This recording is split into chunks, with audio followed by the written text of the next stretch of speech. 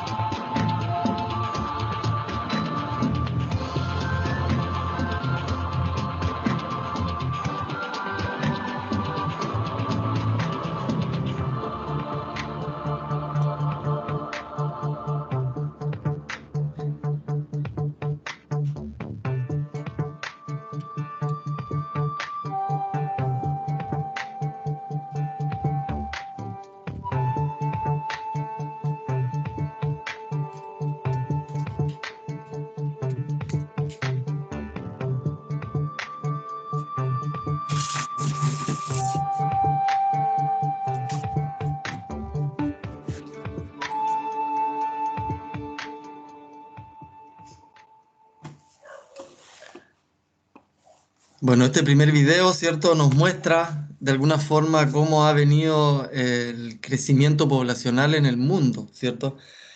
Este montón de personas, ¿cierto?, que tienen un montón de aspiraciones individuales, personas que requieren cierto nivel básico de bienestar y alimentación, al menos, ¿ya?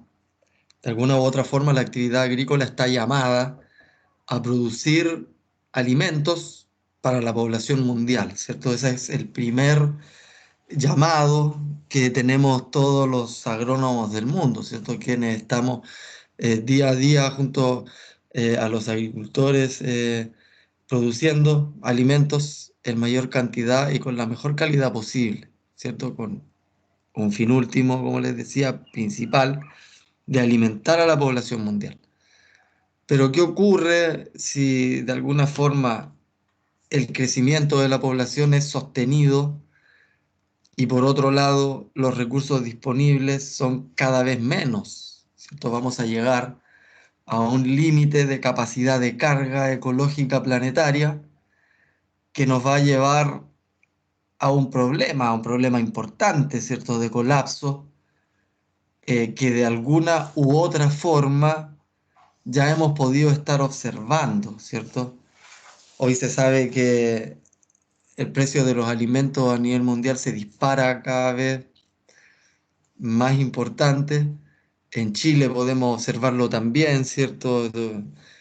Y no es nada nuevo, al menos para nosotros, el crecimiento poblacional. Sin embargo, es necesario hacer esa reflexión, ¿ya? En el sentido de que nosotros en nuestra vida profesional estamos llamados justamente a alimentar bien a esta población creciente y además a sostener viables los recursos que actualmente tenemos. ¿Mm? Sin embargo, en la historia, ¿cierto?, de la agricultura mundial, no todo es tan lindo, ¿cierto?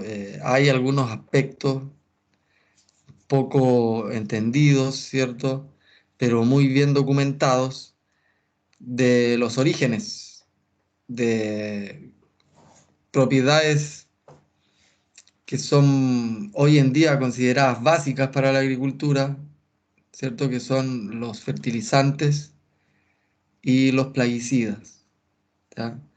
Lamentablemente, ambas son consecuencias de las guerras, La Primera Guerra Mundial dio origen a la urea, ¿cierto? Todos conocemos la reacción Haber-Bosch de un alemán que pudo sintetizar urea a través de descargas eléctricas del aire, ¿cierto? El aire es un 78% nitrógeno elemental que no está disponible biológicamente. Sin embargo, si nosotros lo oxidamos con un gasto energético, es posible crear nitrógeno soluble y biodisponible. Ese descubrimiento fue revolucionario. De alguna forma, ese descubrimiento tiene implicancias históricas y sociales acá en Chile. Eh, Antes del cobre, ustedes bien saben que el sueldo de Chile era el salitre, y justamente en la Primera Guerra Mundial, desde que se descubre, ¿cierto?, el salitre sintético, que es el de la reacción de Haber-Bosch, se dejó de explotar el salitre chileno y todas las implicancias que hubieron en el norte de cuántas oficinas salitreras abandonadas, y luego el traspaso, ¿cierto?, de todas esas maquinarias y tecnologías hacia la minería del cobre y toda la transformación que vino después de ello. Eso no solo afectó a Chile, sino afectó a nivel mundial, porque el salitre sintético no se inventó para fertilizar los cultivos en el mundo. Se inventó porque el salitre es parte de la pólvora, ¿ya? Entonces, la necesidad de producir mucha pólvora en la Primera Guerra Mundial dio origen a uno de las tecnologías más importantes de la Revolución Verde, que fue la fabricación de fertilizantes como consecuencia, ¿cierto?, de haber inventado en realidad un sustituto del salitre para hacer bombas. ¿Ya? Esa es la verdad. No inventaron la urea para alimentar a las plantas, sino que para hacer bombas y matar gente, ¿cierto? Ese es el fin de ese invento. Eh, y por otro lado, cuando terminaron la Segunda Guerra Mundial y se viene la famosa Revolución Verde oficialmente, eh, lo que había era áreas devastadas y todo el continente europeo muriéndose de hambre, ¿cierto? Frente a eso, tomaron los mejores suelos para tal cultivo, los mejores suelos para tal cultivo, y nacen los monocultivos, ¿cierto? Hasta ese entonces en la historia, toda la agricultura tenía que ver con sistemas familiares, ¿cierto? Con sistemas campesinos más pequeños, mucho más diversos. Sin embargo, después de tener las áreas devastadas, eh, ciertos expertos consideraron que había que utilizar más eficientemente buscando mayor productividad en tal o cual cultivo, y nacen los monocultivos. ¿Ya? Al nacer los monocultivos, existen desequilibrios energéticos importantes dentro de un área. Lo que ocurre en un monocultivo es que hay puros productores, ¿cierto? Y en cualquier red trófica es necesario que existan también algunos predadores y otros organismos que van a controlar las poblaciones de los predadores. Y en la naturaleza, las poblaciones en general se controlan a sí mismas, ¿cierto? Cuando una población empieza a dominar, se transforma en una fuente energética que tiene que ser aprovechada por algún oportunista ecológico. Entonces, naturalmente, se transforma en una fuente energética y lo empiezan a predar.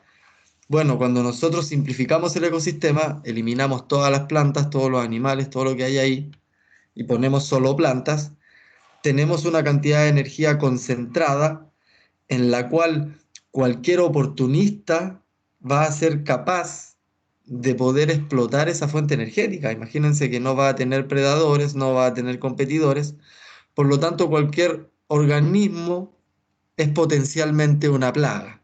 ¿Ya? En sistemas mucho más diversos es difícil que ocurran las plagas. Las plagas ocurren debido a los monocultivos. Entonces, cuando nacen los monocultivos y por ende, como consecuencia, vienen las plagas, los químicos, ciertos nazis, habían estado haciendo estudios con venenos para matar humanos, pero los experimentos los hacían con insectos. Entonces, cuando nacen las plagas, estos expertos se acuerdan, ¿cierto?, de que tenían un montón de sustancias que habían probado y que tenían mucha efectividad con los insectos. Entonces ahí nacen los plaguicidas, de nuevo, otra invención humana que buscaba matar humanos, ¿cierto? ¿Por qué la agricultura fue siempre el mejor sumidero, ¿cierto?, de las producciones, vastas producciones, ¿cierto?, armamentísticas, porque justamente la agricultura requería muchas cantidades y para las guerras en las naciones se crearon líneas de producción muy grandes también, ¿cierto? Para producir armas, esas cosas tenían que seguir funcionando y entonces empezaron a producir eh, en masa también todos estos fertilizantes y todos estos plaguicidas. Y nace la agricultura convencional en la cual todos los países se ponen de acuerdo en llevar a cabo tal forma de producir los alimentos en el mundo. Y esa forma necesariamente tenía que hacer un consumo de esas vastas producciones, tanto de fertilizantes como de plaguicidas, ¿ya? Ahí nace esa necesidad de utilizar todos esos agroinsumos porque no tienen otro fin que ser un gran mercado, ¿cierto? Aquí lo que hay que hacer es vender esa que se está produciendo con todas esas máquinas y fábricas que habían inventado para la guerra, ¿cierto? Ustedes saben que los mismos que están siempre involucrados en la guerra son los mismos que siempre son los dueños de todos esos sistemas de, de producción en masa, ¿ya? Sin ser conspiranoico ni nada por el estilo, ¿cierto? ¿Y esto por qué lo digo? Porque aparecen ciertos grupos muy poderosos interesados, ¿cierto?, en promover esta forma de agricultura a nivel mundial, porque justamente habían evaluado que podía ser un gran negocio, y tenemos apellidos como Ford y Rockefeller, ¿cierto?, cooptando o instando a los países a que consideren, ¿cierto?, tal o cual forma de hacer agricultura a nivel estatal, a nivel de legislación, a nivel de normativa, cosa de que se asegurara el mercado, ¿cierto?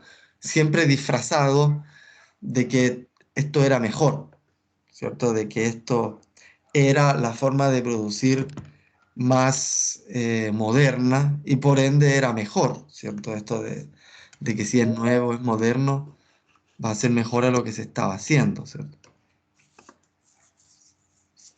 Por lo tanto, ahí nacen los paquetes tecnológicos, ¿ya?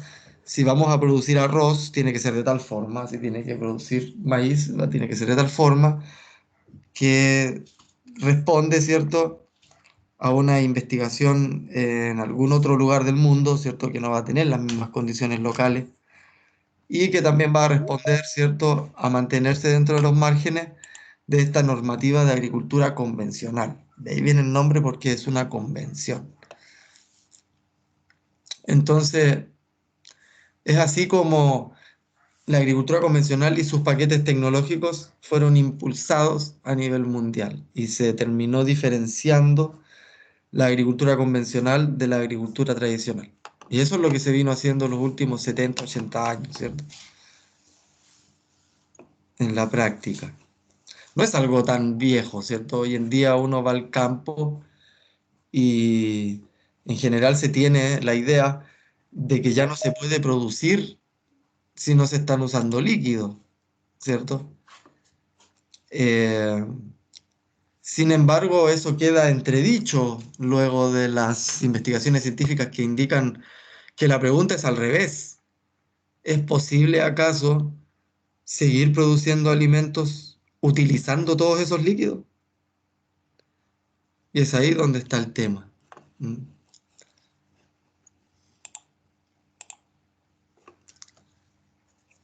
No sé si a ustedes les suena el término o el concepto servicios ecosistémicos, ¿cierto?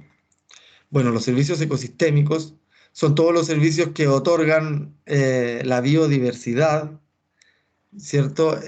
Para la subsistencia, la dinámica y el funcionamiento de la misma, ¿cierto?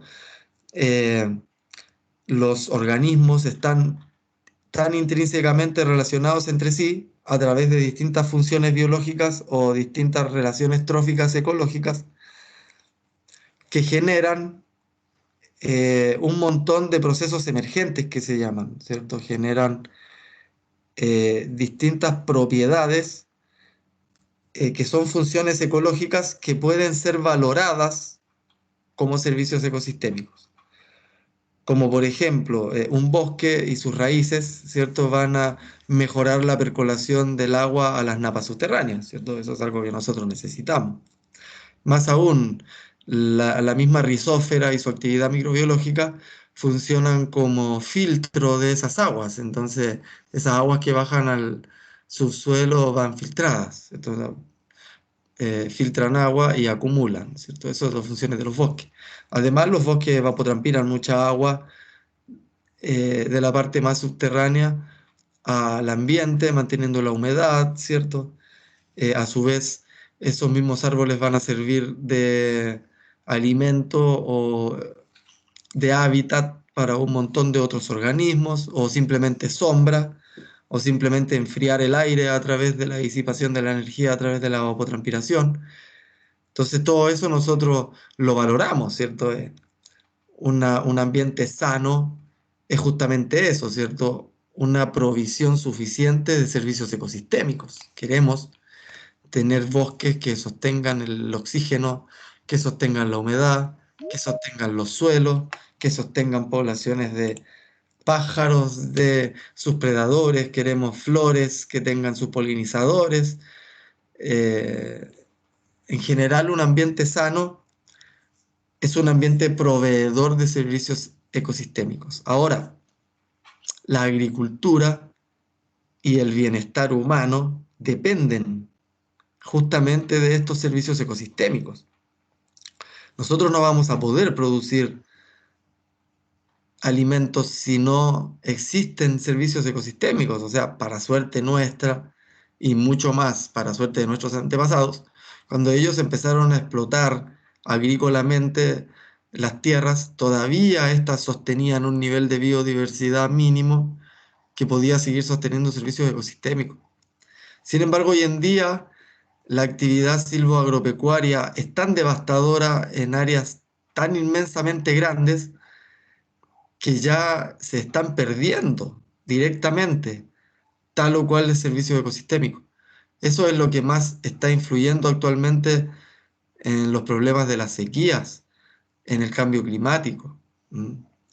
Hoy tenemos problemas importantes de disminución de servicios ecosistémicos debido a la deforestación, debido a la eliminación de la biodiversidad, debido a la simplificación de los ecosistemas.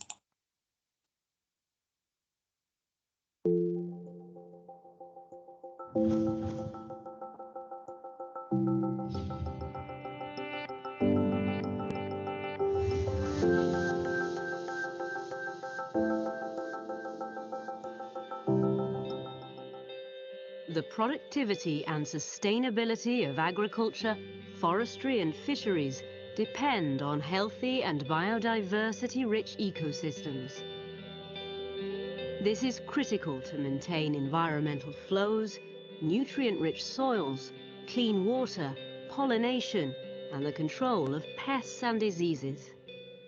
Ecosystem services, and biodiversity seems to be a word that people don't understand. And it's about our life, the life on the planet. And people don't understand that we have to protect these environmental services in order to maintain clean water, good soil, rich biodiversity for the future.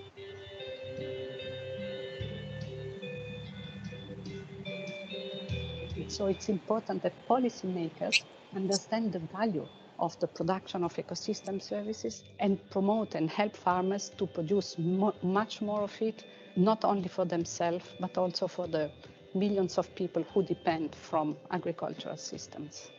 You need to take a landscape as a whole, because when you have forests, you have pastures, usually you have agriculture, and all of them use these environmental services, but also help protect environmental services if the management is done in a good way. So it is an integrated approach which is needed and not a sectorial approach. And this obviously needs a lot of collaboration.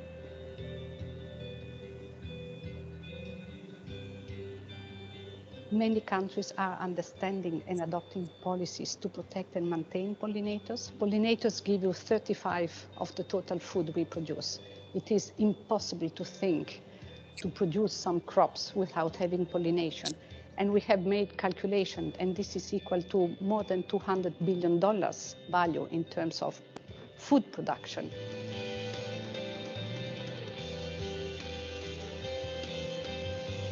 Without ecosystem services and ecosystem management, there will be no survival, because the water will not be available anymore in the quantity needed, pollinators will disappear, and the soil will erode. So without taking care of ecosystems and their services, there is no food production in future.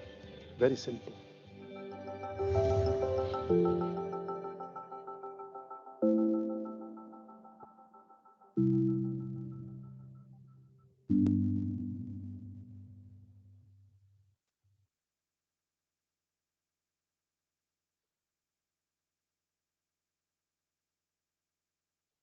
From the film.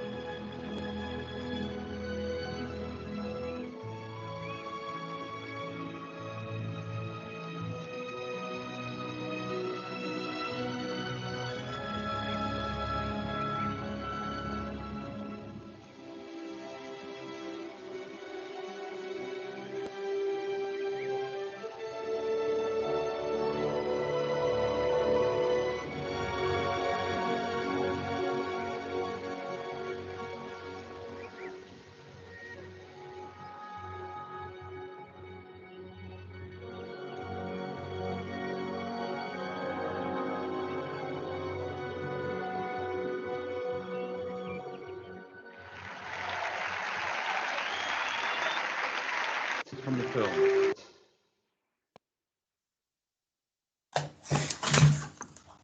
Bueno, dentro de los servicios ecosistémicos tenemos entonces, además de la polinización, el control de plagas, la mantención del agua en el suelo, eh, el ciclaje de nutrientes, ¿cierto? Tenemos también el control de las poblaciones, de la formación del suelo y muchas montones. ¿M? Pero sin embargo, cuando nosotros simplificamos el agroecosistema, o directamente simplificamos el ecosistema, generamos un monocultivo, perdemos todos estos servicios ecosistémicos, viene su reemplazo, ¿cierto? ¿Cómo yo puedo reemplazar un servicio ecosistémico? ¿Mm?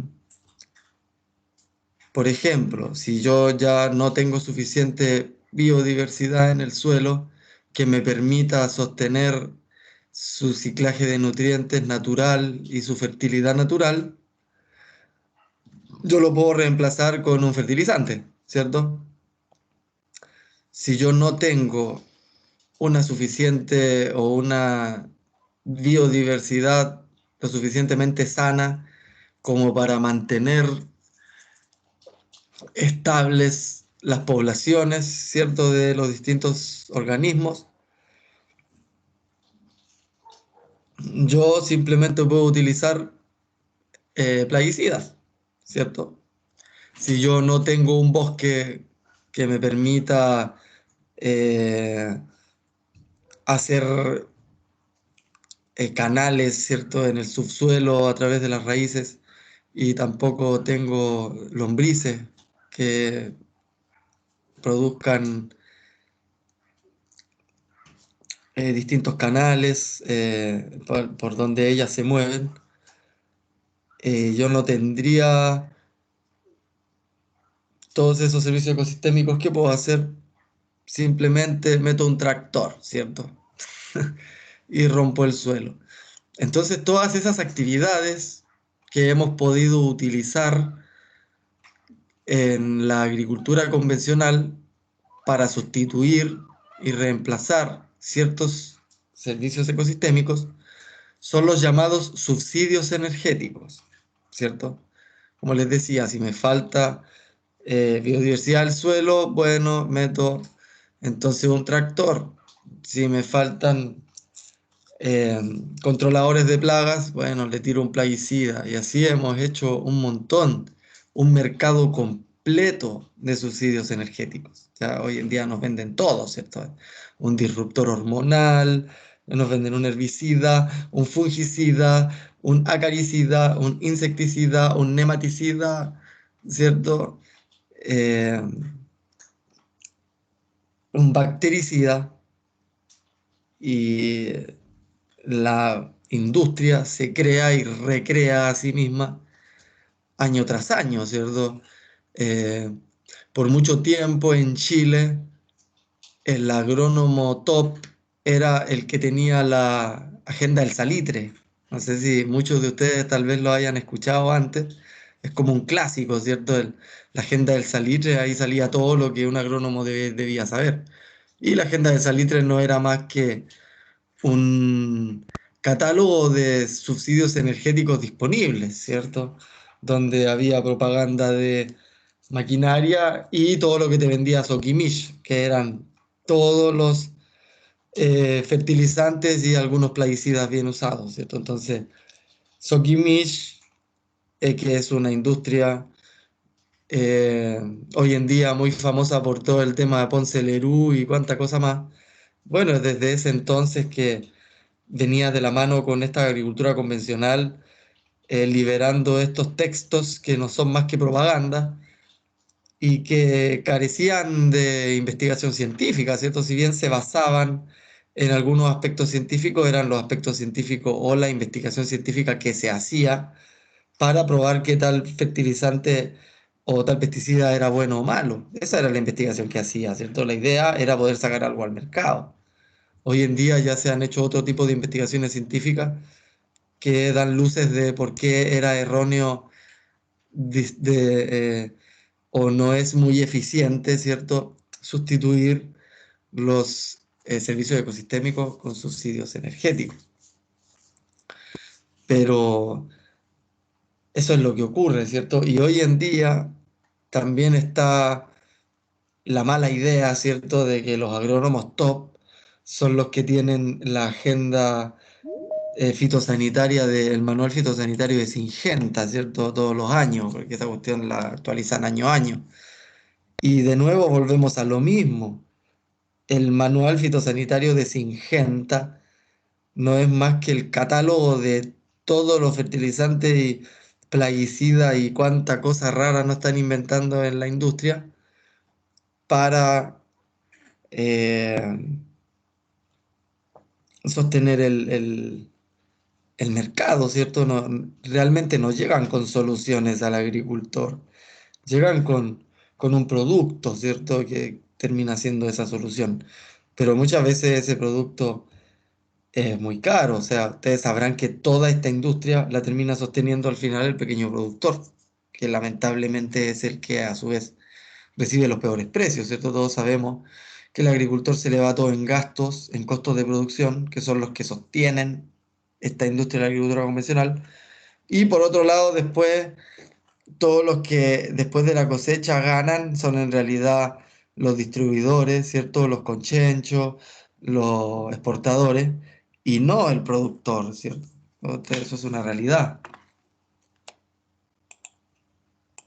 Entonces, todo este mercado, ¿cierto?, de subsidios energéticos, además se suma la problemática de la seguridad fitogenética, ¿cierto? Y peor aún, de la soberanía alimentaria, porque ya nos están diciendo desde unas normativas externas, ¿cierto?, internacionales, cómo tenemos que producir alimentos y qué alimentos debemos producir, ¿cierto? De alguna forma hoy en día es el mercado el que regula qué es lo que estamos produciendo y en ningún caso una necesidad real humana, ¿cierto? Sino más bien las reglas del mercado, ¿cierto? Que es lo que se está vendiendo, eso es lo que hay que plantar, no realmente lo que estamos necesitando, ¿ya? Ahora, los humanos que no tienen la capacidad o el poder adquisitivo para poder pagar, también se van a quedar afuera de esta fiesta, ¿cierto? Aquí importa producir para exportación y ojalá que lo compren en Medio Oriente, ¿cierto? O en Europa de alguna forma. O ahora los chinos, que son los que están comprando el más premium. Eh, pero así es como funciona el mercado, ¿cierto? La industria seguía de alguna forma por todas estas patentes, royalties. Hoy en día organismos genéticamente modificados, ¿cierto?, que tienen también todo un paquete tecnológico de fondo y además el cobro de estas patentes. Y de alguna forma se están generando varios problemas con el tema de los organismos genéticamente modificados, ya debido a su, como les digo, las patentes y los paquetes tecnológicos, y además están generando problemas de erosión genética.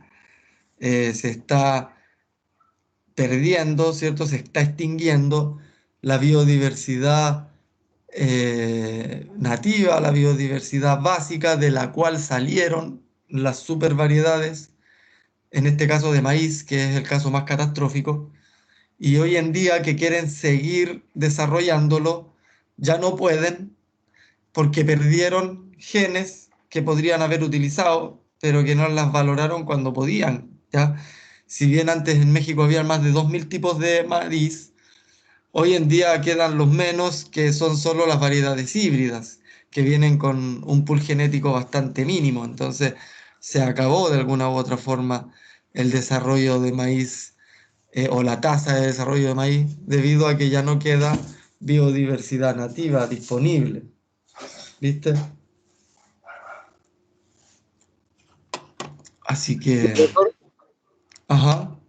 el caso del arroz y de la soya, se dice que en este caso Monsanto, Bayer ahora y Syngenta tienen como el monopolio de la producción de la producción de estos cultivos. ¿Qué tan cierto es eso a nivel mundial? Así, tal cual. De hecho, en Argentina domina, Argentina, Brasil y Paraguay domina el mercado de la soja, la producción de organismos genéticamente modificados de esta empresa, ¿cierto? Si bien tienen otros nombres, ya vamos a tener esa clase igual, ya vamos a entrar bien en el tema de los transgénicos, en otra clase que es especialmente solo de transgénicos, ¿cierto? Pero sí indicar que ellos son los que modulan toda la investigación, todo el mercado y toda la producción a través de sus paquetes tecnológicos, ¿cierto? Eh, de soya y maíz transgénico en toda esa zona. Y la verdad es que es gravísimo. Ya después de 20 años de haber adoptado la tecnología, más de 20 años, está generando, ya se cuantifican todos los problemas que trajo, ¿cierto? Más que beneficios.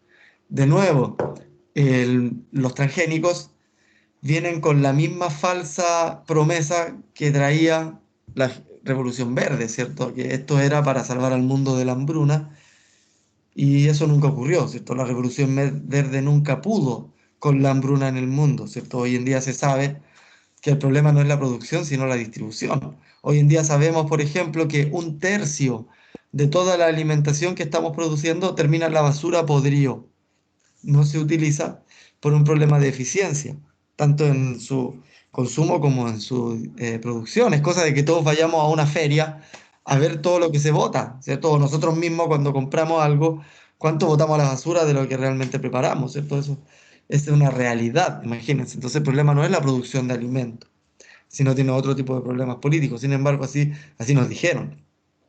Con la agricultura convencional y con la revolución verde no iba a haber más hambre en el mundo. Y ahora nos dicen lo mismo con los transgénicos.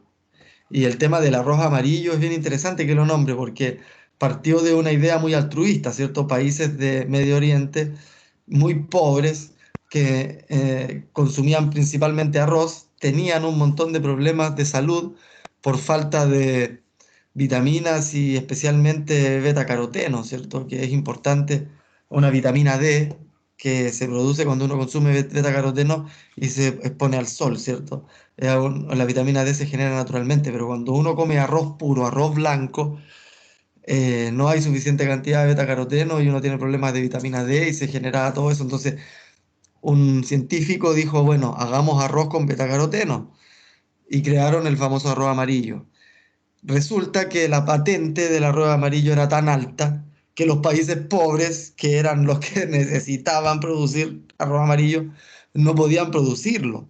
Entonces ahí nos damos cuenta que esto es de qué estamos hablando, ¿cierto? A ver, ¿cuál era el fin?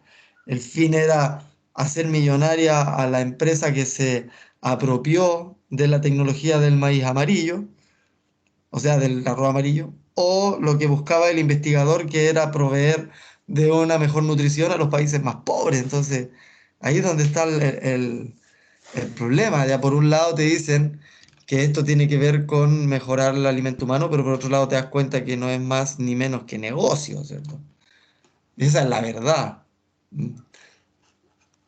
Eh, entonces la Revolución Verde no solo cambió una forma de agricultura por otra, sino más bien la suprimió, ya eliminó cualquier otra forma de agricultura a nivel mundial con sus conocimientos tradicionales, los negó, ¿cierto? Hubo un ninguneo increíble. Hoy en día la gente del campo odia a los profesionales del agro por todo esto que ocurrió en algún momento de que los profesionales del agro venían a ningunear, venían a ridiculizar todo lo que decían los agricultores tradicionales campesinos y supuestamente ellos eran dioses de la verdad. Y hoy en día se sabe que no es así y se sabe que desperdiciamos un montón de conocimiento ancestral que no consideramos y que hoy en día se está recontra revalorizando, ¿cierto? Ya podemos ver cómo los sistemas agroecológicos, cómo los sistemas eh, están volviendo a los tradicionales y las personas que manejan estas técnicas tradicionales hoy en día son considerados tesoros vivos, ¿cierto? De la humanidad. Entonces, ¿en qué momento fuimos tan ciegos de creer que lo que nos estaba diciendo la industria era la verdad y las cosas había que hacerlas así? Y ahora, ya cuando nos dimos cuenta que la industria lo único que hizo fue devastar nuestros agroecosistemas, volvemos a las mismas prácticas ancestrales y que ya nadie prácticamente maneja, ¿cierto? Como les digo, hoy en día uno va al campo y hablar de hacer agricultura sin agroquímicos es de locos, ¿cierto? Porque ya no se concibe tal cosa, ¿cierto? Es así. Profe, Entonces, dígame. Profesor, en este tema hay un tema que no se puede volver a cero entonces, ¿no? A pesar de que el mundo está entendiendo de que tiene que ser volver a lo que perdimos en algún momento. Como dice usted, quería imaginarse un tipo de agricultura quizás más orgánico o menos dañino. Difícil, a pesar que está volviendo, pero como que esto sigue avanzando, porque ya en el arroz, en el maíz, en esas cosas, como que no se puede volver atrás. Sí, es que el problema es que todo se sigue midiendo como un negocio. Ese es el tema, ¿ya? Eh, la industria ha llevado a la agricultura a producir bienes, a producir riquezas, capitales, y no a producir lo que realmente requerimos, que es alimentación disponible, saludable, para todos. ¿Me entienden? O sea, es algo como tan básico, pero todavía no nos hemos hecho cargo ni de nosotros mismos, ¿cierto? Y eso es algo terrible. A nivel filosófico, paradigmático, podemos discutir y conversar mucho al respecto, ¿cierto? Pero como estamos hablando de la producción agrícola, eh, está aún, ¿cierto?, respondiendo a intereses que todavía son defendidos en las altas cúpulas gubernamentales, ¿cierto? Se sabe, por ejemplo, que en Estados Unidos el mismo director de la FAO fue en un tiempo el director de Monsanto y después estuvo metido como canciller de no sé qué presidente, ¿cierto? Entonces, los tipos se dan vuelta así y podemos verlo también en Chile, ¿cierto? Esto no es algo nuevo como para nosotros, o sea, más allá de ser conspiranoicos, ¿cierto? Esa es nuestra realidad, ¿cierto? Y los capitalistas, ¿cierto? Los ingenieros comerciales de universidades privadas están tomando decisiones eh, que nos atañen a todos a nivel de agricultura, a nivel de salud, a nivel de educación, y eso es grave, ¿cierto? Y el tema es que en la agricultura eso se viene haciendo desde el 68, entonces es todo un tema. ¿Pueden ver profesor, ustedes cómo? Ah, profesor, dígame. mire, el mismo una, caso una- del ex ministro de Agricultura de Chile que Sí, se retiró de ministro para ser constituyente, sí. porque el hombre tiene comprometido ahí acciones de agua en su fondo en el Maule, creo.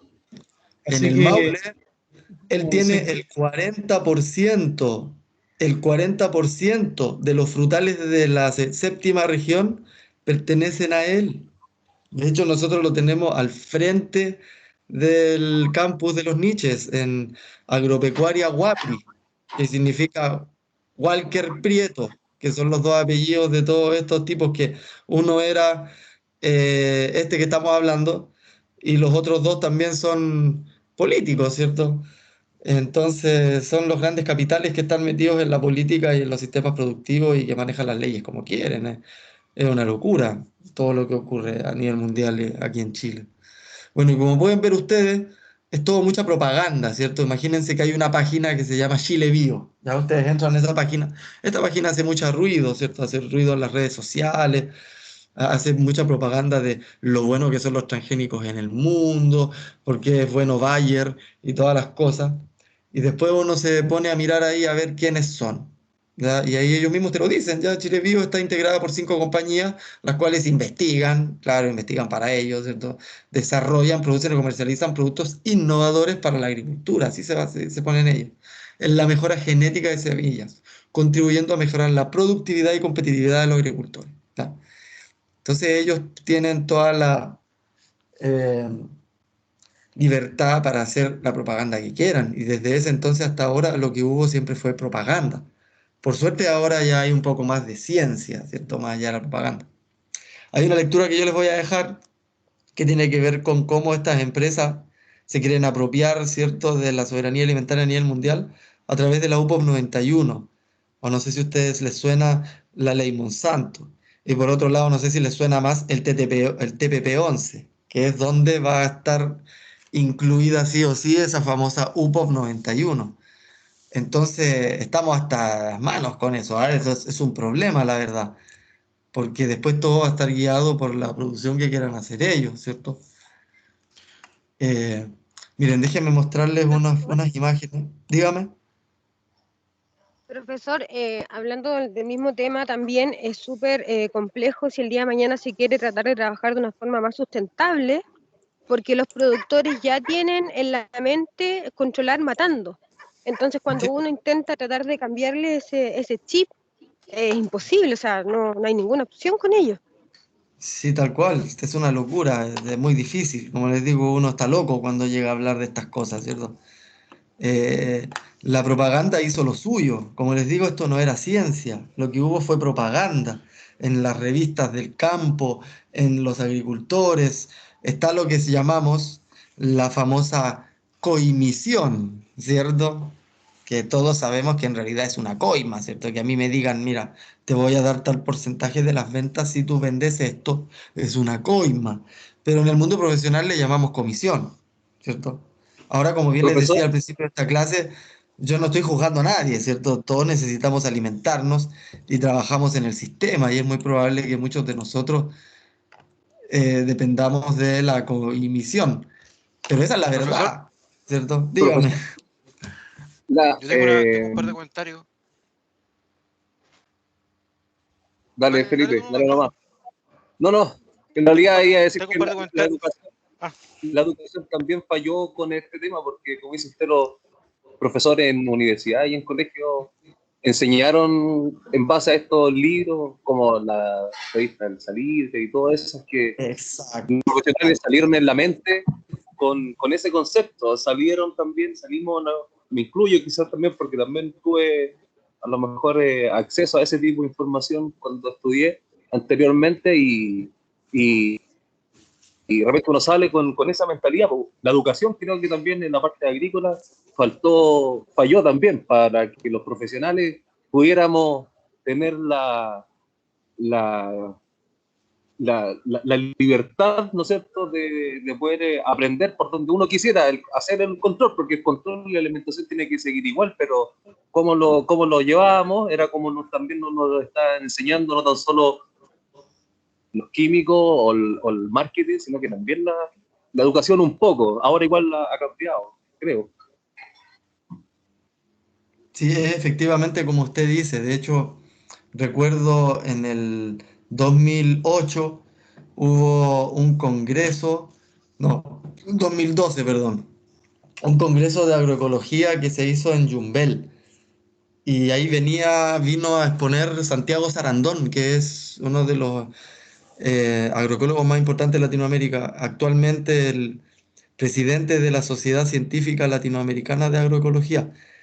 Y la presentación de él, la exposición de él era justamente eso, denunciar la formación de los ingenieros agrónomos. Él vino a gritarnos en la cara, él es argentino, acá en Chile, que es insostenible eh, si los profesionales del agro se siguen formando con ese paradigma de agricultura convencional. ¿Sí? Eso es lo básico. Como dice usted, nos enseñaron desde la revista El Campo, nos enseñaron fertilidad de suelo, calculando fertilizantes, ¿cierto? Nos enseñaron fitopatología, calculando venenos, ¿cierto? Nos enseñaron control y manejo de plagas, de nuevo, calculando venenos. Entonces, esa fue la formación del agrónomo que llegó. Imagínense que en la Universidad de Chile, por mucho tiempo, lo más top que hubo fue la cátedra de fruticultura. Había que postular a esa cuestión, ya los que llegaban ahí eran los más secos, ya por muchos años. Y ellos fueron los que modularon todo este patrón de huertos monocultivos muy productivos de toda la zona centro-sur, ¿cierto? Todos los que, la gran mayoría de los que diseñaron eso, vienen justamente de esta especialidad que tenían de fruticultura los de la Chile. Bueno, allá el 2016 casi que no habían inscritos, imagínense, ya los mismos estudiantes entienden que está mal ese modelo, ese sistema. Y había una crisis, ¿ah? Yo me acuerdo haber estado sentado de pura suerte, ¿ah? Yo soy repajarón para algunas cosas, ¿cierto? Me acuerdo que esa vez llegué medio atrasado a la cena del Congreso de Agronomía del 2016 llegué y me senté en una mesa que habían menos gente, entonces quedaba sillas disponibles. O sea, como llegué atrasado, me senté donde llegué, ¿no? Y justo me senté en la mesa de la Sociedad Chilena de Agricultura, ¿cierto? Sin saber. Y estaban ahí el decano de la Universidad de Chile de Agronomía, el de la Ponticuica, ¿cierto? Hablando ahí, y de repente hacen ese comentario, ¿ah? De que se habían enterado de que la cátedra de fruticultura no iba más, que qué estaba pasando, ¿cierto? Y ahí ellos mismos estaban indicando que hoy en día tanto la sociedad como los estudiantes estaban ya pensando en otra forma de hacer agricultura. Ahí había una profesora de fitopatología antiquísima, viejísima, que ya estaba por jubilarse, hablando de que la misma eficiencia era mayor utilizando herramientas biológicas que herramientas químicas y un montón de paradigmas que están cambiando. ¿Sí? Eso es algo que se está dando ahora. Tengo varias manos levantadas, no sé, Carla, cuéntenos. Profesor, Profe, hablando de eso y sobre cuestionando a los profesionales del agro, me incluyo. Lamentablemente, en la época en la que estamos, los profesionales somos sometidos a ciertas reglas. Tenemos conciencia de que tenemos que cuidar el medio ambiente, hacer los procesos productivos y los manejos lo más sustentable posible. Pero cuando es a gran escala, lamentablemente nos vemos obligados a usar plaguicidas. Muchas veces nosotros mismos proponemos el uso, por ejemplo, para el control de plagas, de controladores biológicos, ¿ya? Pero eso, a llevarlo a costo, lamentablemente el costo se incrementa, lo que nos lleva a caer en lo mismo, al control químico. No sé si me entienden. Entonces, si nosotros proponemos lo mejor, lo más sustentable, lamentablemente para las empresas no servimos. No sé si me explico. Eso nos ha llevado, yo creo, al círculo vicioso. Concuerdo totalmente. Vane, Profesor, continuando lo que decía la compañera, yo trabajo harto con clientes, también en una química, y me sucedió que el día viernes un productor de cerveza me decía, lo más probable es que los retornos sean mucho más bajos que temporadas anteriores, entonces los asesores tienen que hacernos unos programas fitosanitarios con productos más baratos. Y uno iba con toda la intención de ofrecerle productos que eran biológicos y que eran mucho más caros, entonces la opción de que no eligieran era cero. Entonces ahí se cae en el círculo vicioso que hablaba la compañera de que no hay opciones, o sea, aquí todo es plata, todo es costo, y para ellos es mucho más simple aplicar un producto que mate todo y que es 1000 veces más barato que uno biológico, que es más selectivo y amigable con los enemigos naturales y bla, bla, bla.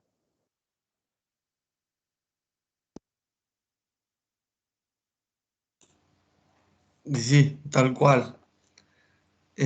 Felipe, sí, yo tengo un comentario, profesor, de lo anterior de la biodiversidad con los transgénicos. Por ejemplo, en los países que usted nombró, Paraguay, Argentina, parte de Brasil y Norteamérica, Estados Unidos, Canadá,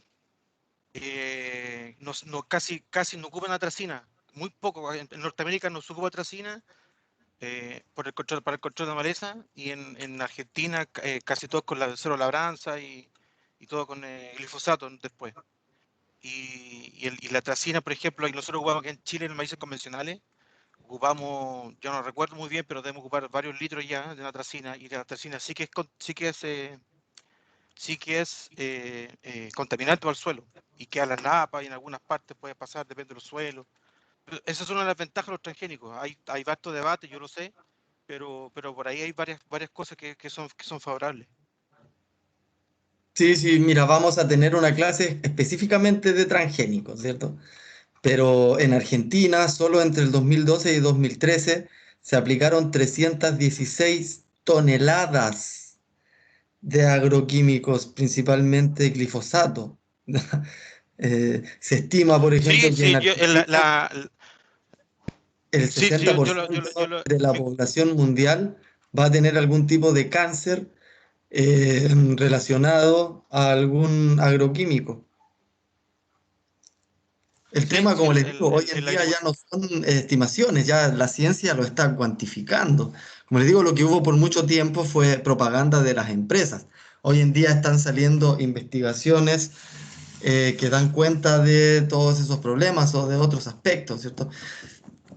Y nada, lo que sí, sí, decían también las compañeras, efectivamente es una norma, como yo bien les expliqué al principio, esto es agricultura convencional a nivel de normativa internacional e incluso nacional que hay que respetar, ¿no? O sea, yo he ido a conversar con productores frutales que entienden que hay que usar una agricultura más limpia, pero el mismo comprador es el que le exige tal o cual producto, ¿cierto? Porque para exportarlo y asegurar algún tipo de prevalencia de plaga cuarentenaria, exigen, ¿cierto?, ciertas aplicaciones o los límites máximos de residuos también están bien considerados, entonces hay toda una normativa que obliga a los productores a mantener esta agricultura de mercados, y ese es el problema, y eso es justamente lo que estamos viendo, o sea,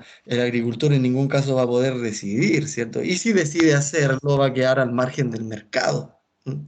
Ese es el problema, por eso muchas veces sistemas alternativos de producción agrícola tienen que encontrar canales de comercialización muy marginales, ¿cierto? Muy de confianza, más allá de las normativas de certificación de mercado, que también son otra falacia más, ¿cierto? Eh, entonces es complejo, por eso a mí me encanta igual que se dé esta conversación, ¿cierto? Carlos, por favor. Eh, Profesor, mire, creo y he aprendido en la vida, no tengo muchos años, pero de que los paradigmas siempre hay que romperlos en realidad. Y ahora con esto, con este ramo, pretendo o entiendo, según lo que estoy visualizando, es que podría salir con más herramientas a ejercer mi título de Ingeniería en Ejecución en Agronomía, quizás con otra mirada. Entiendo y espero también que quizás con este ramo que vamos a tomar con usted voy a poder tener más herramientas para romper esos paradigmas, para llegar a donde los agricultores y decirles que hay mejores maneras de hacer las cosas y que con eso, además de tener un cultivo sano o de controlar algo, vamos a estar ayudando al mundo y que a lo mejor los resultados no los vamos a ver inmediatos, pero que en el futuro se van a ver los beneficios de esto. Si logro tener esas herramientas con este ramo, yo creo que a mí por lo menos se cumple el objetivo, porque es difícil cambiar toda la agricultura hoy día así radicalmente, porque es una avalancha que no se puede hoy día quizás detener, pero si en algo se puede aportar, yo creo que también hay que mirarlo desde ese punto de vista. Hoy día hay muchos compañeros acá que a lo mejor trabajan en química, en las mismas empresas que se han mostrado, y a lo mejor ya estamos o ya están sometidos también a un sistema que es difícil remar para otro lado, pero siempre hay algo pequeño que a lo mejor se puede ir mejorando desde cada uno en su punto de trabajo o pensamiento, como lo quiera mirar. Uno mirando el tema más crítico y otro más, quizás más light, no sé. Sí, pues tal cual. De hecho, desde yo tengo un cada ejemplo, vereda oiga, profe, yo tengo propia un se ejemplo pueden bueno. hacer distintas cosas. Eh, ¿Qué decía Felipe? Yo tengo un ejemplo bueno, como lo que decía Carlos, lo que estaba hablando usted de cambiar este aspecto. Y uno de los factores clave que encontramos donde trabajo yo, en la empresa que trabajo yo, es en los monocultivos, la rotación. Entonces, por eso teníamos las mismas plagas, teníamos los mismos problemas. Y empezamos a mirar qué es lo que hacían en otros países, qué se hacía en Estados Unidos, en Canadá, en Europa. Y en un programa chiquitito que tenemos nosotros, de parcelas chiquititas, superficie, empezamos a hacer rotación de cultivo y empezamos a dejar cultivos, por ejemplo, una avena, y la dejamos un año entero la avena, la cosechamos, la incorporamos, no arrendamos el suelo, gastamos plata, gastamos esa plata, es como parte del ensayo, y después al año siguiente sembramos cultivo nuevamente en ese suelo, y fuimos rotando. Y la cantidad, y uno de los problemas que tenemos nosotros en el cultivo, yo trabajo en canola, uno de los problemas que tenemos nosotros son los áfidos y la plutela, que es una polilla, y tenemos que hacer entre 10 a 15 aplicaciones por temporada, para ambos, entre los dos. Y con esta rotación que hicimos nosotros, bajamos la aplicación a 7, haciendo los mismos manejos, salvo solamente con la rotación de cultivos diferentes. Pero eso se podría hacer a gran escala, pero dígale usted a un agricultor de 20 hectáreas que deje un paño grande, sin cultivo, sin ganar plata un año, para bajar las aplicaciones. Lo más probable, lo más seguro, que si el proyecto no es bueno, no es seguro, le van a decir que no, pues, a uno, por tiro. Pero es de a poco, así que de a poco vamos nosotros, como decía el compañero, cambiando los paradigmas, pero de a poquitito. Sí, hay que, como le digo, considerar que este paradigma lo creó al final la propaganda. De alguna forma, no es que los agricultores sean malos, ¿cierto? Y quieran hacer las cosas, quieran envenenar al planeta, ¿cierto? En realidad ellos no tienen ni idea. Ellos simplemente están Al contrario, les sale adecuándose, caro. claro, ellos están adecuándose al sistema que tienen de producción, ¿cierto? Y su fin es obtener rendimientos que sean rentables. Ahora, ya existen ciertas formas de poder medir la rentabilidad de otra forma, ¿cierto? Por mucho tiempo se midieron costos-beneficios nomás, ya generando de alguna forma un mercado detrás de eso, muy rentable, ¿cierto? Que es el mercado de los costos. Y por otro lado, los beneficios también no eran tan rentables para los productores, sino más bien para todos los intermediarios, ¿ya? Pero hoy en día hay otro tipo de análisis que consideran, además de los costos y beneficios monetarios, se habla de la economía de la energía. Entonces se puede cuantificar energéticamente un agroecosistema y poder establecer si es más o menos eficiente y a su vez más o menos rentable en el tiempo con análisis cuantitativo, ¿cierto? Eso es súper importante porque cuando uno llega a conversar con las personas a partir de paradigmas imaginarios, no te van a pescar. Pero si llegáis con análisis energético a largo plazo, se convencen por los números y se terminan dando cuenta que al fin y al cabo un sistema agroecológico termina siendo efectivamente mucho más rentable que un sistema convencional, y no porque produzcan más, sino porque gastan menos. Ese es el tema. Al fin y al cabo, Es el tema. lo que importa es la rentabilidad, lo que queda en el resto. Pero, ¿qué pasa? Que dejamos de subsidiar todo ese mercado internacional de esos insumos, ¿cierto? Que siguen dominando unos muy pocos grupos. Miren, aquí les tengo un ejemplo de una de las últimas investigaciones que se hicieron al respecto solo del tema de polinización, ¿ya? No sé si ustedes han escuchado del déficit de polinización. Hoy en día el déficit de polinización es uno de los problemas más grandes en la agricultura, ¿cierto? A nosotros, en la formación tradicional nos enseñaron que la fertilización, el agua, ¿cierto? La mecanización del suelo, el uso de plaguicidas, era lo que más iba a incidir en la productividad. Bueno, hoy en día se sabe que todo eso sumado no alcanza a ser lo mismo que está generando el déficit de polinización. Imagínense ustedes. Podemos verlo acá en Chile, ¿cierto? Hoy en día prácticamente no hay huerto de manzanos que sustente una productividad si no es metiéndole colmenas, ¿cierto? Supongo que todos lo han visto en el campo, eso está ahí. En los cerezos y en los manzanos están vendiendo un montón de colmenas. Y también en los arándanos. Pero resulta que, si ustedes pueden ver aquí en la imagen, no sé si se ve el cursor, parece que no, pero la... ¿Se ve, profe? ¿Se ve? Ah, genial. Bueno, nosotros cuando aumentamos el área agrícola, esta área agrícola siempre va a ser en desmedro de las áreas naturales, ¿cierto? Vamos a simplificar un ecosistema natural a un área agrícola. Entonces, si aumentamos el área agrícola, vamos a disminuir el área natural. Si nosotros disminuimos el área natural, vamos a disminuir los polinizadores nativos, ¿cierto? Como los sírfidos, otras abejas nativas, ¿cierto? O abejorros, o incluso coleópteros, ¿cierto? Muchos coleópteros. Hoy en día se sabe que el pololo, el Astilus trifasciatus, es el polinizador más importante en frutales en Chile, ¿cierto? Entonces, cuando hablamos de polinizadores, sacarse de la cabeza que son solo abejas, ¿cierto? Sino también un montón de otros organismos mucho más importantes, incluso coleópteros. Cuando nosotros disminuimos las poblaciones de polinizadores nativos, ¿qué hacemos? Metemos abejas melíferas, ¿cierto? Como les digo, se arriendan ahora las colmenas, ¿cierto? Para ponerlas en los campos de manzano o de cerezo. Entonces, ¿qué pasa? Que las abejas melíferas no son muy buenas polinizadoras como se cree, ¿cierto? Se sabe que los abejorros nativos o los mismos coleópteros son mucho más eficientes que las abejas melíferas. Entonces, si nosotros tenemos un cultivo que está basado solo en abejas melíferas, la estabilidad de la polinización del cultivo va a ser menor, ¿cierto?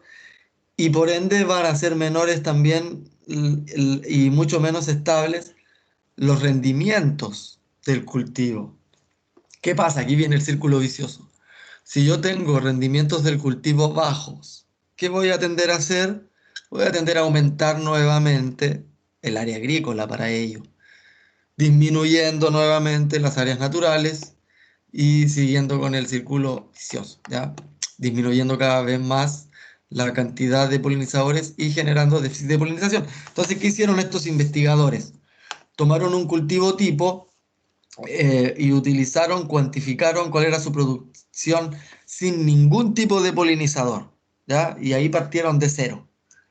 Luego, a este cultivo le metieron abejas melíferas. La polinización del cultivo aumentó a un 30%, ¿cierto? Los rendimientos, que digan, los rendimientos aumentaron al tiro un 30%, solo incluyendo abejas melíferas. Luego, usando corredores biológicos, ¿cierto? Cercos vivos, cultivos de cobertura, se pudieron recuperar poblaciones de insectos nativos y los insectos nativos aumentaron hasta casi un 60% el rendimiento del cultivo, imagínense. Ya más que los fertilizantes y cualquier otra cosa están aumentando a ese nivel el rendimiento del cultivo. Y ahora, siendo más extensivos ecológicamente, ¿cierto? Siendo más intensivos ecológicamente, podemos poner abejas melíferas con polinizadores nativos y aumenta casi al doble. Imagínense la importancia de este tipo de organismos.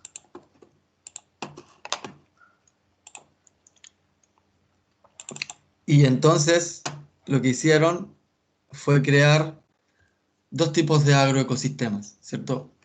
Un agroecosistema común, el que usamos normalmente, ¿cierto? Donde uno llega al campo y te dice el caballero, miren, está todo limpiecito. Y lo que te están mostrando es solo desnudo, ¿cierto? Algo muy simplificado ecológicamente. Y por otro lado tenemos lo que convencionalmente está mal mirado, ¿cierto? Mira, eso está lleno de maleza ahí, ¿cierto? Anda a echarle algo de líquido. Bueno, resulta que al medir cómo venían llegando más o menos polinizadores y aumentando por ende también los rendimientos, se dieron cuenta que en los primeros 3 años el huerto convencional estaba produciendo el doble de lo que estaba produciendo el huerto agroecológico, ¿ya? Pero desde el 4.º año en adelante superó en productividad al huerto convencional y en el 5.º año ya estaba produciendo el doble. Imagínense, en esta publicación el investigador explicaba que los primeros 3 años los agricultores lo querían matar, los campos que se habían prestado para este experimento. Pero luego de los 5 años esto había recuperado tal nivel de servicio ecosistémico que no solo estaba volviéndose más rentable al requerir menos costos de producción, sino directamente estaba produciendo mucho más, porque justamente ya los suelos estaban con una mejor actividad biológica, había mucho más estabilidad en la polinización y bla, bla, bla. ¿Mm? Entonces, estos son estudios que están saliendo ya del 2014 en adelante, cambiando los paradigmas. Ahora, a nivel internacional político, la actividad humana la hemos estado midiendo de esta forma, ¿cierto? No sé si ustedes conocen la huella de carbono, ¿ya? Que es cuánto dióxido de carbono se está generando para la producción y distribución de tal o cual producto, ¿cierto? Y en este sentido estamos hablando del producto y de su envoltorio y de su propaganda y de su distribución y todo. Entonces, ahora cada producto, ¿cierto? Tiene una huella de carbono. Entonces, así decimos ya, es más eficiente comprar comida latinoamericana que exportarla desde Australia, ¿cierto? Que va a tener una huella de carbono mucho mayor, ¿ya? O si va a tener tal nivel de plástico respecto a un envoltorio más ecológico, ¿cierto? Va a tener una menor huella de carbono y así. Resulta que la huella de carbono terminó transformándose en un mercado, en un negocio nuevamente. ¿Por qué? Porque se estableció, ¿cierto?, en la reunión de protocolo de Kioto, que cada país, eh, en relación a su población, iba a poder emitir cierta cantidad de contaminantes ricos en carbono, ¿cierto?, directamente dióxido de carbono, para su desarrollo, ¿cierto? Y nada, nosotros sabemos que no todos los países tienen el mismo nivel de desarrollo. Entonces, ¿qué pasó? Que los países desarrollados superaban por mucho ese límite de generación de CO2 respecto a países mucho menos industrializados, ¿cierto? Que tenían una huella de carbono mucho más baja. Entonces, ¿qué ocurrió? Para poder compensar, o de alguna forma para que los países industrializados pudieran seguir liberando toda esa tasa de dióxido de carbono, empezaron a comprar esa posibilidad de liberación de carbono de los países que no la utilizaban, ¿cierto? Y ahí nacen los bonos de carbono. Y entonces se daban cosas tan absurdas como que un petrolero, ¿cierto?, se compre una cuarta parte de Alaska, mande a unos ecólogos a cuantificar cuánto dióxido de carbono pueden potencialmente absorber todos los bosques que él compró y vender después en el mercado bonos de carbono porque es la cantidad de carbono que están absorbiendo sus árboles. Y por otro lado, él está vendiendo petróleo, ¿cierto? Liberando dióxido de carbono. Entonces, de nuevo lo mismo, ¿cierto? Aquí grupos de capitales se terminan adueñando de estas legislaciones que por ahí podrían haber tenido una motivación distinta, ¿cierto? A lo que terminó realmente. Y eso ocurrió con la famosa huella de carbono. De la huella de carbono pasamos a los bonos de carbono y listo, todo se monetiza. Entonces, si usted quiere tirar carbono, bueno, compre bonos de carbono y va a poder seguir tirando lo que quiera. Luego viene lo que llamamos la famosa huella hídrica, ¿cierto? Que si fuera considerada, ¿cierto? Sería carísimo comer palta, ¿cierto? Tal vez más caro que el valor especulativo que le dan en Chile, pero resulta que en Chile se dan cosas bien extrañas, porque aquí sí que el mercado funciona sin ningún control y terminamos pagando eh, las paltas más caras de lo que le sale a la gente en Europa, ¿cierto? En Holanda, en Alemania, donde se supone son más caras las paltas en Europa, son más baratas que acá mismo en Chile. Imagínense, ¿cierto? Considerando toda su huella de carbono, además, nadie entiende cómo pueden ocurrir esas cosas, ¿cierto? Si no es única y exclusivamente por especulación. Entonces, es uno de los grandes problemas, ¿cierto? Se supone, no sé si alguien estuvo mirando en redes sociales cuando salían algunas fichitas como un bistec de vacuno corresponde a 100.000 litros de agua, ¿cierto? O una taza de café corresponde a 150 litros de agua, y así todas las cosas, ¿cierto? Una manzana respondía a 50 litros, no sé más, a lo mejor. Ya ni me acuerdo los datos, ¿cierto? Pero todo tenía una huella de hídrica, ¿cierto? De alguna u otra forma, en ese entonces se estaba midiendo la eficiencia de la producción, considerando cuántos litros de agua se están gastando por kilogramo, ¿cierto?, de producto. Entonces, de alguna u otra forma también ayuda a toda esta problemática de la producción de alimentos y la devastación de los recursos, ¿cierto? Si bien la actividad agrícola no es la principal demandante de agua, al menos en Chile está después de la minería y de la forestal. En otros países sí es bastante importante eh, lo que se destina para producción agrícola respecto a otras actividades económicas. Y por último está la huella ecológica. Ya esto viene del 2005 más o menos, las otras son anteriores. Y la huella ecológica indica cuántas hectáreas de área biológicamente activa, de ecosistemas sanos, ¿cierto?, requiere cada humano para poder producir lo que él requiere y para poder degradar lo que él produce, ¿cierto?, o excreta. Y esto tiene una medida según la distinta calidad de vida de los distintos países, ¿cierto? Por un lado, en el promedio mundial son 2.6 hectáreas de área geográficamente activa por persona. En Chile son 2.9, ¿cierto? Estamos un poquito pasaditos del promedio mundial. Pero se dan casos más extremos, como el país que menos huella ecológica tiene, que es como Bangladesh, que es como media hectárea por persona, donde principalmente creo que el 90 y tanto por ciento de la población es vegetariana, ¿cierto? Tienen a su vez un impacto en el medio ambiente bastante menor, considerando que la industria de la carne es el área silvoagropecuaria que más devasta los agroecosistemas, ¿cierto? Además de la producción de los famosos gases de efecto invernadero. Y tenemos otros casos extremos, como por ejemplo Alemania, que se gastaba 6.9 hectáreas de área biológicamente activa por persona, o casos mucho más extremos como Estados Unidos, donde se gastan 12,5, perdón. Entonces eso es insostenible, ¿cierto?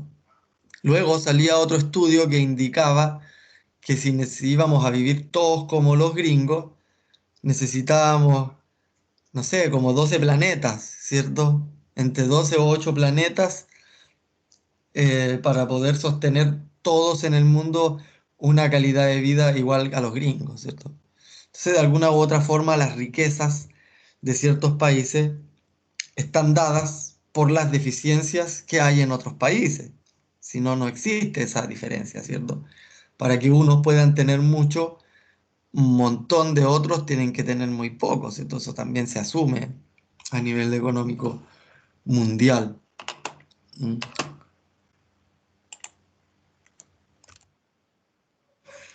Y nada, este señor por suerte ya se fue el año pasado, pero imagínense que estuvo en el poder como 4 o 5 años, y personas que tienen decisiones importantísimas respecto al desarrollo de la humanidad, ¿cierto? O al estado actual ecológico del planeta, puedan tener aún este tipo de contemplaciones, ¿cierto? Puedan todavía negar cosas que están más que medidas por todos lados, ¿cierto? O sea, negar hoy en día el cambio climático no tiene ningún sentido, ¿cierto? El único fin de poder negar eso es para poder sostener actividades productivas muy rentables, o sea, nada más que eso, ¿cierto? No puede ser posible que un presidente de un país no considere, ¿cierto?, los llamados de toda la comunidad científica, ¿cierto?, al negar directamente estas cosas, y peor aún, ¿cierto?, ridiculizarlo, indicando que en realidad lo crearon los chinos para volver a la industria no competitiva y tonteras, ¿cierto? O sea, hoy en día tenemos a cada pastel en el poder político. Chile es también otro ejemplazo de eso, ¿cierto? Personas que no tienen la más mínima idea de lo que están hablando y están tomando decisiones importantes para todos, ¿cierto? Imagínense que en el primer gobierno de Piñera, más allá de si les gusta o no, ¿cierto? Da lo mismo, pero en el primer gobierno de Piñera, en Chile, la ministra de Energía era una egresada de Derecho. ¿Ya? Ustedes saben que Chile es el país que lo dominan los abogados y los ingenieros comerciales, ¿cierto?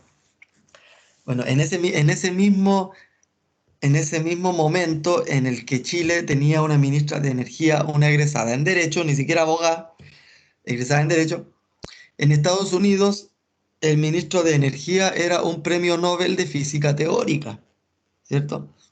Entonces, ¿de qué estamos hablando? ¿Me entienden? Pastelero a sus pasteles, y vamos a estar midiendo aspectos energéticos, pone a un físico, ¿cierto? Pone a una persona que maneje el tema, no pongáis a alguien que sabe de leyes, ¿cierto? Que lo único que está ahí es para poder cumplir en lo mínimo de la ley esa actividad extractivista terrible que estás haciendo, ¿cierto? El único fin de alguna forma de un ministro así es poder justificar la devastación y nada más, ¿cierto? A nivel jurídico. Pero de ahí a buscar una forma más eficiente de hacer las cosas no existe. Y esa es también una problemática, porque a nivel eh, agrícola, como bien decía recién uno de los compañeros, el mismo ministro de Agricultura tiene, pero un conflicto de interés increíble, ¿cierto? Que no podemos dejar pasar por alto. O sea, tipo, además de ser el dueño de una importantísima área de producción agrícola, de tener un montón de agua, además está en las oficinas gubernamentales decidiendo cosas que directamente le van a incidir, ¿cierto? Eso no es posible. En vez de tener, qué sé yo, cuántos científicos o expertos en temas agrícolas que puedan hacer las cosas mucho más eficientemente, ¿cierto?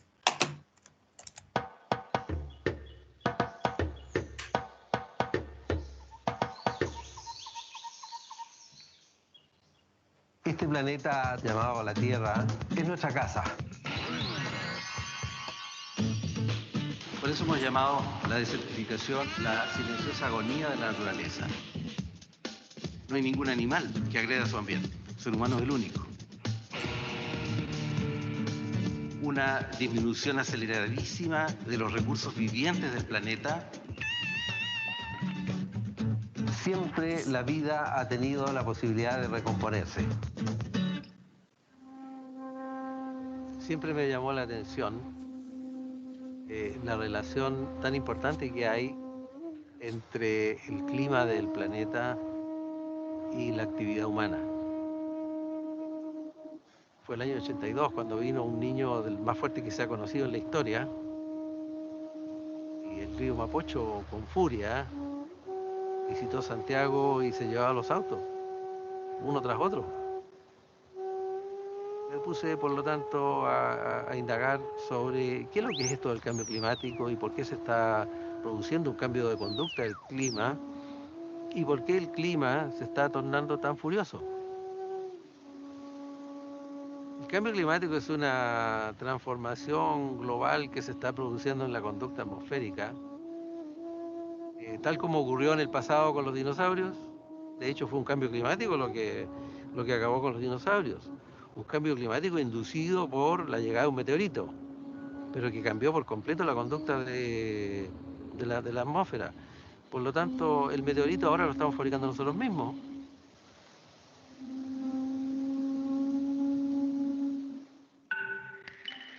Con peras y manzanas, ¿qué es la desertificación? Bueno, acá tenemos una representación de lo que sería nuestro territorio. y con toda su diversidad climática que va desde el desierto más extremo del mundo, es donde menos llueve en el mundo, sin duda, y toda una graduación de climas que va hasta una zona bastante húmeda. Bueno, en los años 70 se acuñó el término desertificación, que tiene que ver con la acción humana que tiende a degradar el paisaje haciéndolo más desértico. Es cuando el ser humano influye negativamente para disminuir la presencia de la vida en un territorio. No es el desierto el que avanza, sino que es el ser humano el que va creando desierto. Y por lo tanto es más o menos en una representación como si el desierto avanzara de esta manera y fuera invadiendo territorios.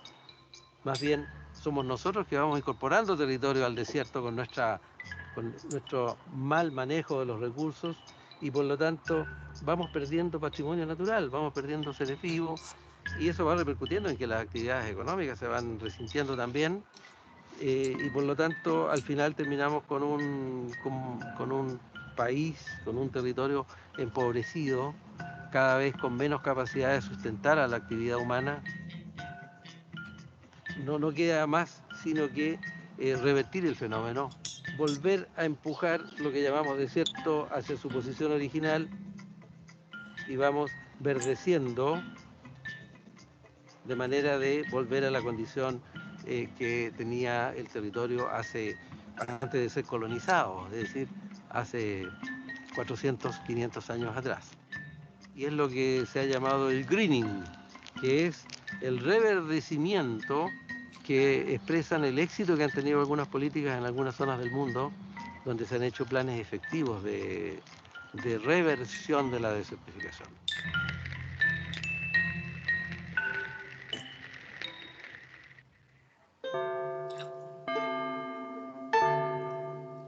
Chile tiene cifras que son preocupantes, del orden del 60% de su territorio muestra cierto grado de desertificación. Fíjense ustedes que solamente en este siglo las proyecciones dicen que podrían extinguirse el 30% de las especies conocidas. Y cada vez hay menos disponibilidad de agua por habitante, la contaminación de las aguas, del suelo, del aire, que en regiones del mundo ha llegado a niveles inaceptables, casi en el deslinde de lo que es un problema moral. No se puede tener a millones de seres humanos en ambientes contaminados, como hay en algunas regiones del mundo.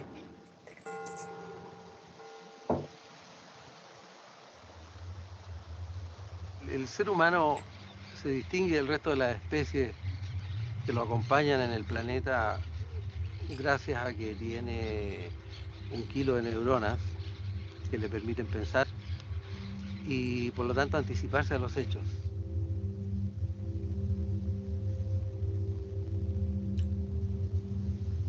Hay ciencia suficiente como para saber hacia dónde se encamina el cambio climático, hacia dónde se encamina la desertificación, hacia dónde se encamina la reducción de recursos hídricos. Por lo tanto, llama la atención que con toda esta capacidad humana no tengamos posibilidades de reaccionar más a tiempo y más rápido. Da la sensación de que el ser humano se está moviendo hoy día, en la actualidad, más bien por otras motivaciones que no son estrictamente su propia sobrevivencia. Es decir, pareciera ser que la creación de bienes y servicios que atiendan a un consumo que es cada vez creciente, tiene una mayor importancia que la posibilidad misma de que el ser humano se mantenga en el planeta.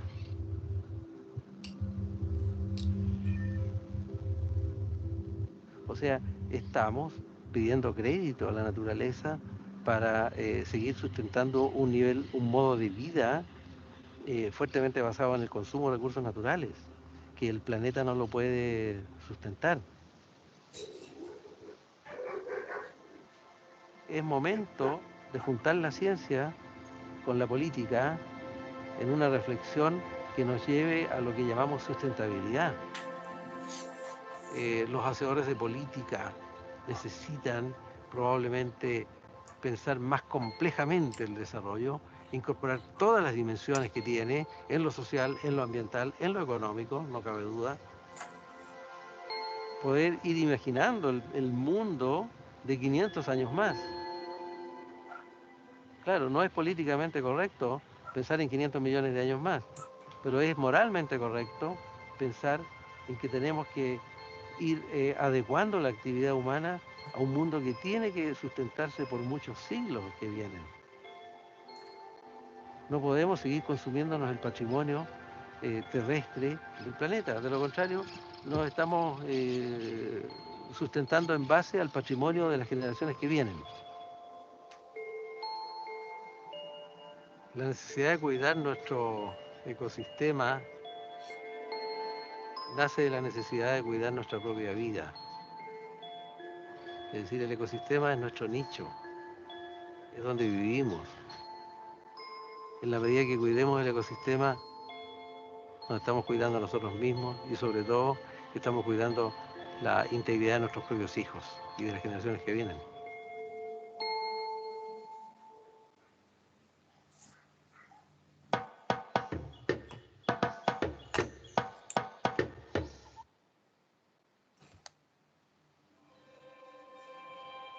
Do you feel hopeless about climate change and the damage we are doing to our planet? I did.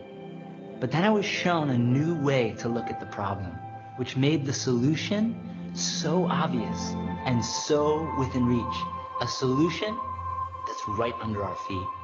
Climate change is all about too much carbon in our atmosphere, but carbon's not our enemy. It's the building block of life. Everything alive is made of it. It's us. The problem and the solution are simply a matter of balance.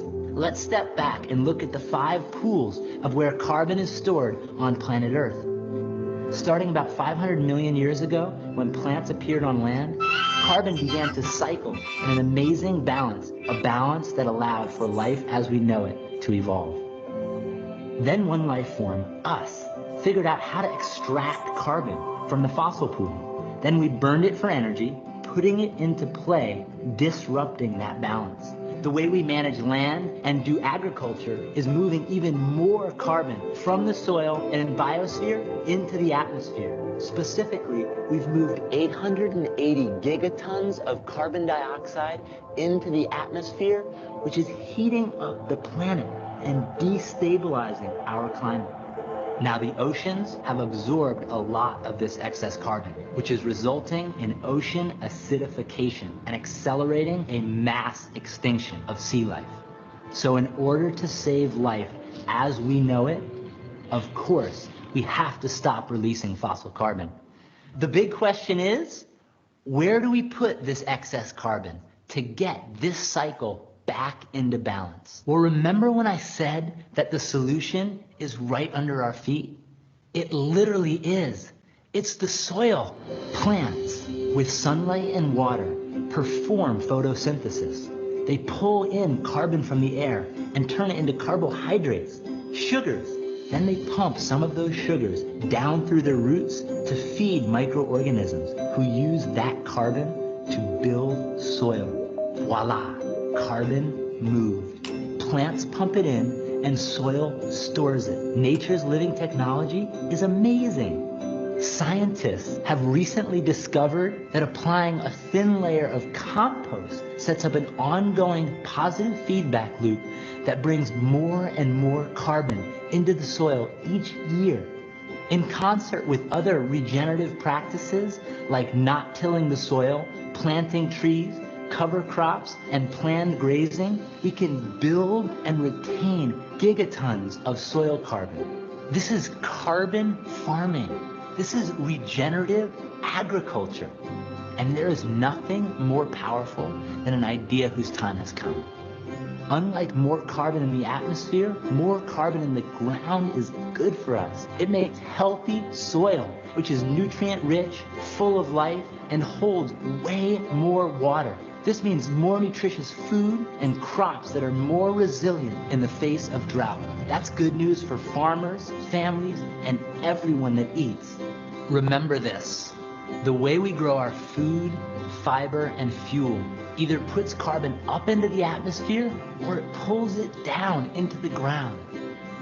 The regeneration of soil is the task of our generation. Our health, the health of our soils, and the health of our planet are one and the same.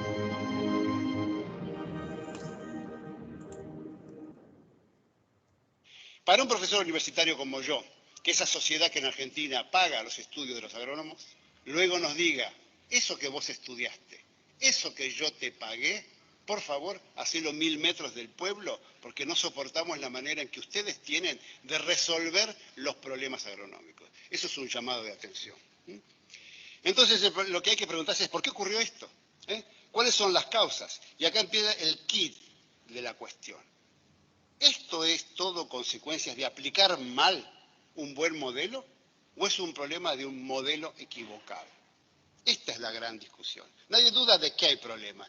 La solución viene si uno resuelve la causa. Y la causa hay que entenderla. ¿Es un problema de aplicación? Se aplica mal. El paquete era bueno, los investigadores nos formamos bien, las universidades investigan bien, las estaciones experimentales lo hacen bien. Entregamos esa tecnología excelente al agricultor y él la aplica mal. ¿Es eso? ¿Ese es el problema de los extensionistas, los productores? ¿O es que el modelo que nosotros entregamos es deficiente? Está armado con una estructura mental que ya no es adecuada a la problemática.